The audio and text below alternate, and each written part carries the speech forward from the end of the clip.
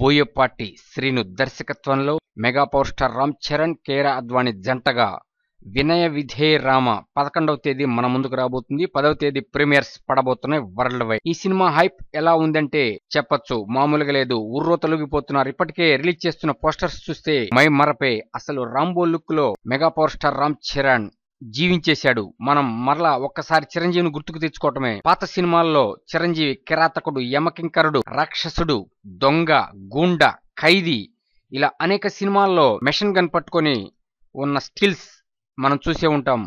Same to same దింపేశాడు. అటువంటిది ఇప్పుడు ఈ సినిమా అసలు కలెక్షన్స్ ఎలా ఉంటాయి, హైప్ ఎలా ఉంది అంటే, ఈ సినిమా మొత్తం మీద వరల్డ్ వైడ్ థియేటికల్ రైట్స్ 120 కోట్లకు పైగా అమ్మారని వార్తలు వచ్చినాయి. ఒక్క ఏపీ తెలంగాణ 72 కోట్లకు అమ్మారని తెలుస్తుంది.